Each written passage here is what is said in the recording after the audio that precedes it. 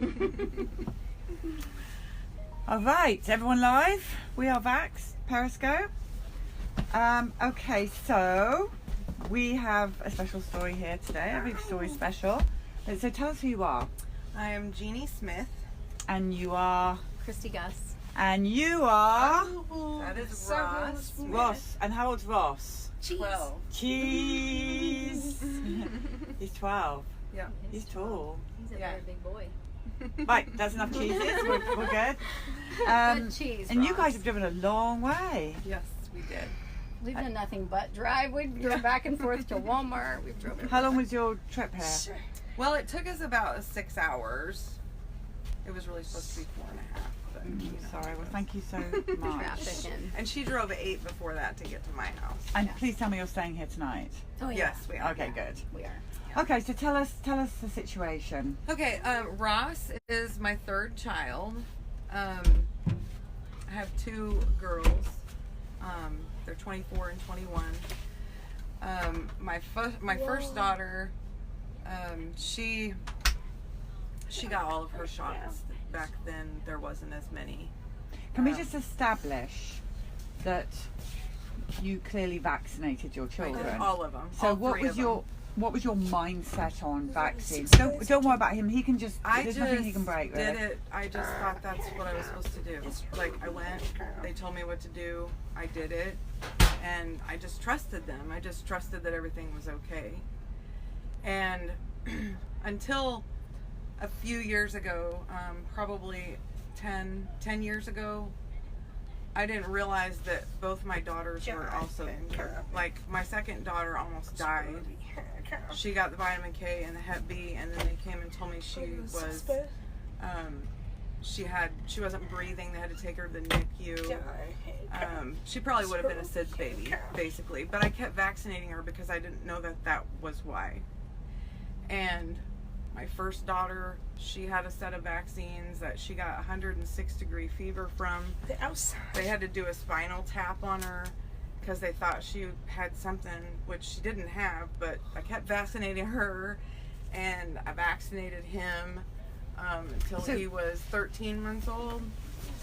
Just going back to the daughter that you thought could have been a SIDS baby, what did the hospital say was wrong They with told her? me she was born with sleep apnea.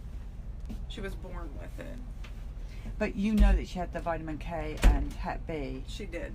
And when that daughter of yours was put on, you first get your baby put on, did you look at her and think something's wrong with her? No. So you knew as a mother that she was okay when she was born? She seemed perfectly fine to me. And it wasn't but a couple of hours after I had her that they took her and they vaccinated her. Then they didn't bring her back. They just told me that she was hooked up to whatever they normally hook them up to, and that she wasn't breathing. And then they told me she was born with sleep apnea. So they sent me home with a monitor, this medicine I was supposed to give her to stimulate her lungs, because they also told me that they thought her lungs were underdeveloped. So they gave me this medicine to give her, stimulate her lungs. But that's 2 different things, sleep apnea and underdeveloped lungs. But they told me both of them, and you just believe them. You just, okay, well, this is what I have to do. So for 6 whole months, I was waking up all night long with this baby who wasn't breathing. She was on a monitor. She was on a heart monitor, and it would just beep, beep like an alarm. And I'd run in there and have to do CPR, wake her up, do whatever. And I had no idea, so I vaccinated her some more. Right, but the most alarming thing about this story is that they knew her medical history of outside, and they kept vaccinating her. Yeah. So then I have him, and outside. he was absolutely perfect when he was born. He was beautiful. Like, I had my friends that were coming to visit me. They told me, Jeannie, he's so pretty. He looks like a porcelain doll. Like, his eyes were clear. He was perfect. And she had told me about this, which makes my life even harder. About vaccines. About vaccines. Mm-hmm. And my husband was like, well, honey, what if he gets sick? And then of course then I'm like, well, I don't want him to get sick either. And I didn't know enough to not do it, but I knew enough to know I didn't want to do it. What were you afraid of? And I'm not being sort of aggressive when I ask this. I'm just genuinely interested. Right. What was going? When people were warning you, like your friend here, what were you afraid of?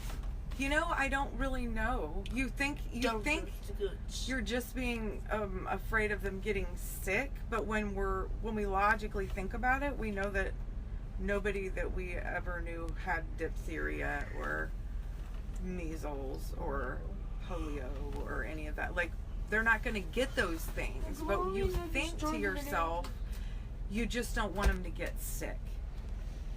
And like the chicken pox, well, I had chicken pox, I'm just fine. Like they didn't give a shot for that then. They want to give it to people now because they don't want people to get chicken pox, but people who get chicken pox are just fine. We're fine. But we don't think about that when we're feeling bullied into it. So did the doctors reassure you that these vaccines were fine? I didn't ask. And they just recommended them? Yes. All right, so let's go back to his history. So he was born. How was he at birth? He was fine. He was beautiful, perfect. His eyes were clear. He was great. He was great. I have a picture of him first night, just sleeping, like he was born late at night. So they didn't do all this to him till the next day. Was he outside? And then, after we took him home, he cried all the way home. No. He cried every day. Outside? Like, he would not sleep. He wouldn't take a nap. He wouldn't sleep at night. So he obviously had vaccines in the hospital. And what the usual ones? I couldn't. It was Hep B and vitamin K. Okay. And I couldn't get him to sleep or be in any way like okay physically unless I was holding him. Like it was already, he already had gotten sensory issues just from that the two that he got to begin with. It was like it set something off in him. But I didn't know. I had two girls. I just thought, well, he's a boy. He's just fussy. Maybe he's spoiled. The girls are spoiling him. Whatever. Like, I made up all kinds of things. But then, and I kept vaccinating him, but then when it got to where he wasn't babbling, he still wasn't sleeping. He never crawled right. He, like, kind of drug himself across the floor. And all the time you're continuing to vaccinate him on schedule. Yeah. Well, for the most part, I was a little bit behind, which is what I think kind of ended up getting me in trouble. Was I showed up when he was 13 months old, and I hadn't given him the 9-month ones, and he wasn't feeling good that day. He had an ear infection. Let's go. And they told me that if I didn't the nurse told me that if I didn't catch him up on his vaccinations, that the doctor wouldn't see him anymore. And I told her what my concerns were. I said, I feel like he's got some kind of a delay. Like, he's not doing what he's supposed to be doing. Like, I don't want to do that, but like, he's not feeling good today, so we can't do that today. And she said, well, he'll see you today, but if you don't come back and get them caught up, then he won't be able to see you anymore because it puts his other patients at risk. More like his paycheck at risk, but okay. Yeah. I know that now. And I did come back when he was 13 months old, and that's when they gave him a double dose of the DTaP. They gave him 2 DTaP? They gave him 2 DTaPs on the same day. All on May 22nd, 2008, they gave him 2 DTaPs, a PCV7, which I don't know what that is, an MMR, and the varicella. All in the same day when he was 13 months old. I am pretty sure. Well, actually, he was only a 2 year and like DTaPs 2 weeks old. in one 2 sit- DTaPs. in one visit is, I'm pretty sure. Which also says it's a combination of the Hep B and the IPV. So he got 2.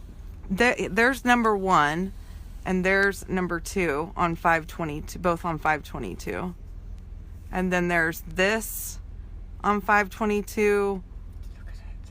There's this, This is a shock. MMR, and varicella. Is this all the vaccines? Yes, this is all that he received, but it was all in a year and like 2 weeks. Oh This my many. Peeps, look at that. And then they keep sending me this was dated like 2015. They're sending me this thing saying, oh, he needs to catch up on these now, but he hasn't had any since he was 13, or he was like a year and 2 weeks old. But and after that, like, it was like he lost every bit of speech that he did have. He had kind of started saying to me 2 to 3 words at a time and asking for things that, like, in a way that I could understand. But it was like he just left. And he didn't potty train till he was like almost 5. He didn't walk until he was, I don't know, he was probably over 3 when he started actually walking. He just drug himself around. He drug his legs across the floor, and just, that's how he got around. I'm just absolutely amazed, shocked, horrified. Don't know what the word is. From the stories that we hear on this bus, I'm amazed he's alive. I am too, and quite honestly, that's what scares me to death about this, you know, possible mandating the thing and taking exemptions away and all that. Like, because we have a religious exemption, and I've had one ever since he went to kindergarten, because he never went to daycare, because nobody would ever take care of him. I couldn't take him anywhere. But when he went to kindergarten, I started getting a religious exemption, and I feel like one more thing done to this child right here, he's not going to be around. I don't think he will. He must not have any more vaccines. So, like, if I've already decided if they take the religious exemption away, like, I will leave the country. I will do whatever I have to do, because they'll kill him. They will kill him. It's just almost too late. So, what do the medical professionals say to you? Any doctors that you come across anymore? What's the response? we you've don't had? really go to the doctor anymore. Thank God. Yeah.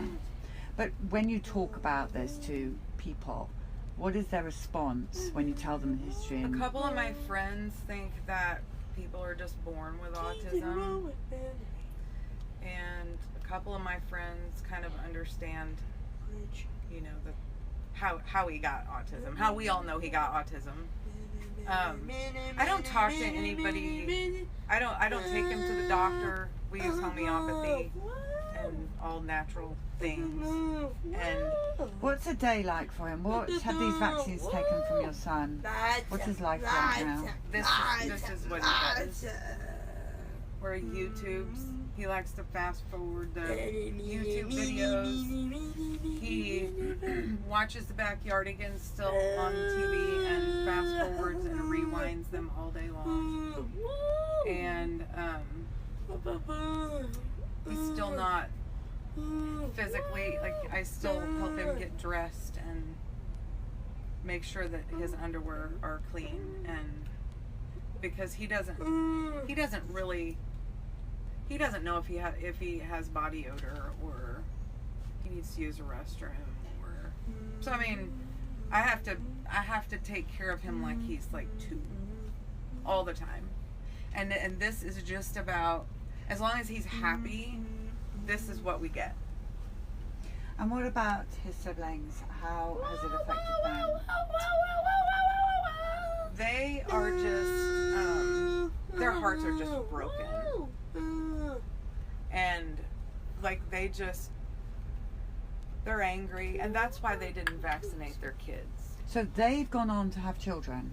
I have, my oldest daughter has 1 and my youngest daughter has 2, and none of them are vaccinated. No vitamin K. Nothing. And how are they? They're perfect. They're beautiful.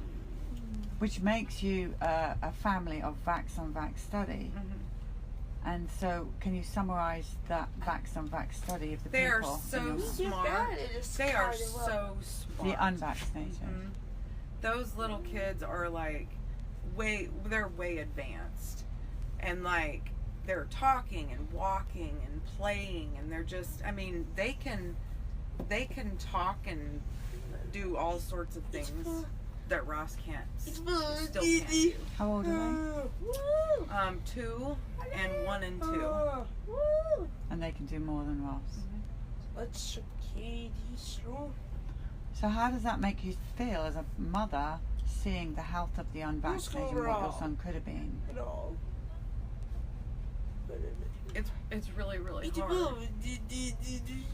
But in the last few years, with the help of all of the peeps, realizing that, you know, we all thought these things. We all trusted the people that we thought we were supposed to trust. I still feel like it's my fault, but I don't feel like I'm the only one who was lied to. I feel like if I wasn't lied to, that I wouldn't have made the choices that I did. So it's a really hard thing. There's a really hard line there to be able to live with it and still be able to take care of him and not just drive myself crazy, but also know that, you know, I should have done more. I should have done more research. You know, I should have listened when I was told, and it's horrible. It's really horrible because I think my baby was perfect too. They all are. They're all born that way because that's what the good Lord gives us. And then people get interfered with these perfect little lives, and things go wrong, and they go really, really wrong. And then we end up like we are. Well, you're a Periscope peep. We pay the price. Peeps. She's a peep. They're peeps. Okay. So, well, you need to know, what is your name on Periscope? It's at 4 Ross. Oh, we know you. And Now, I'm lots of crazy. You're what? I'm at lots of crazy. Okay, That's well, her name. the Periscope peeps are sending you so much love. Like, you send so many people love when you're on Periscope, so you are getting lots of hearts and lots of love, and we've got to show it to you, haven't we? You want to see it? Stay down, coming over to you. Oh, squeeze my big butt in. See, there you go. Come on. Oh. You see all those hearts? Yeah. And the love. Yeah. What's your name? It's at 4 Ross. At 4 Ross and At lots of crazy. No score at lots all. of crazy. And they love you, see? We love you, we love you, we love you. We love you, peeps. And that's what they do, is they give love. And you know what? It's the same story as Billy's. It's the same story as so many. We're going to shoot it. See Ross. Let's show Ross some hearts. Ross, Ross, you want to see the heart? you want to see these hearts? Look. You see those hearts there? See those? Can you say hi? They're saying they love you. Yeah, they love you. Okay, so we're going to sign the name on the bus. Is there anything else you want to say? You want to give some advice to that young mother that you used to be? If you could speak to yourself going back those years. You know what? Today there's so many resources, and if I had one thing, it would have been that I would have had the internet, and I would have just dug everything out. That's there. It's there. We just Maybe it's on page 10 now. yeah, but we didn't have it back when my girls were born, and I had already gotten into the, you know, just follow the herd thing. And I think it's so important that we use all the resources that we have so that we don't have to go back and think, I wish I just would have figured it out. I wish I would have done, because this is something you absolutely no way, shape, or form can just go back and erase. I mean, we might be able to make our kids a little better here and there, but we can't erase this life that he has right now, or that he's had for the last 12 years. It doesn't change anything that's already happened for him.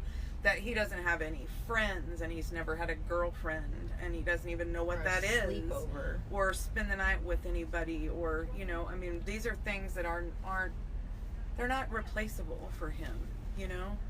So I think it's important that we don't make mistakes when we can actually get in there and get the information. And if people get mad because you tell them, well, then they just got mad. Maybe they And when you wanna- see this bus with all the names on, you know that the guilt that you say you feel, there's 8,600 and whatever number we're on, other people that feel the same way as you. Yeah. And that's why I got so emotional when I saw it, because I thought, this is what I've been waiting for We so many watched them all years. live. We watched them. We know all these people, and we've cried with them. And I just saw it, and I thought, I finally get to be around people that understand that, you know, this isn't my fault, that this isn't his fault, and they know that I'm just not by myself anymore. That's why this has been so important to me, because it was a lonely world before you guys came into this thing and started finding all these people. It was really lonely. Well, you're never We going had to be each alone other. again. This is Yeah. one big family around the world, Yeah. standing together, and we're gonna finish this off as a team. People's truth. And we'll be with you. Yes, we're all together. All right, should we sign the bus? Do you want to sign the bus? Do you want to go out and sign the black bus? Okay, let's go and sign the bus. And we can go swimming. We'll have to go and check which number you were on because they're out there. I can hear them. No scope at all. No school at all. No school. Billy will agree with that. Oh, Billy's not as polite as you about school. Are you going with her? Can you get down? Oh.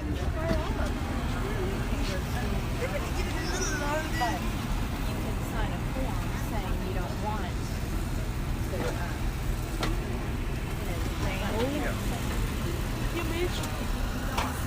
Guys, if you don't want to be on camera, like, We'll just go and see the film. be around the way, because So what number are we on? Who's the number person? 8668. 8668.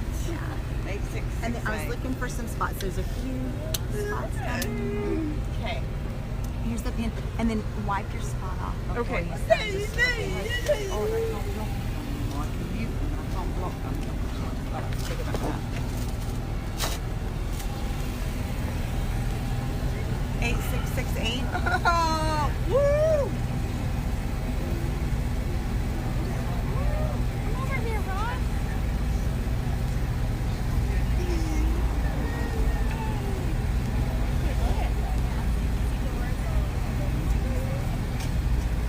That pen work okay? Yes, it was perfect. Have you put your daughter's name on? No, I didn't. You need to. Okay, let's see if I can find the spot. Here, let's just put it right here.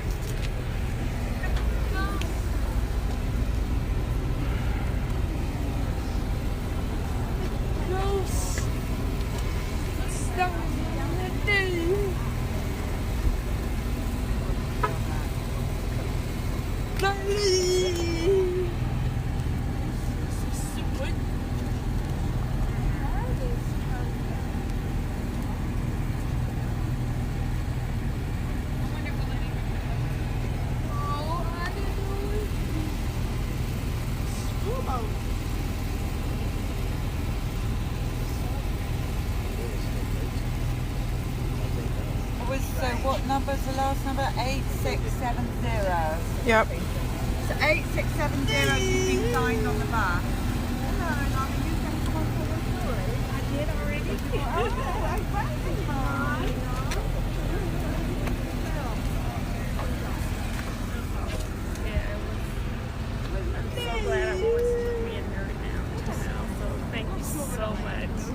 Power of the people. We are the people's truth. And how old are you? 14. 14. Say hi. Not to me, to Miss Polly. Lovely to see you. Thank you for coming. Thank you. All right, who's next to do a story? Look at all these people. Okay, we'll come off this one and we'll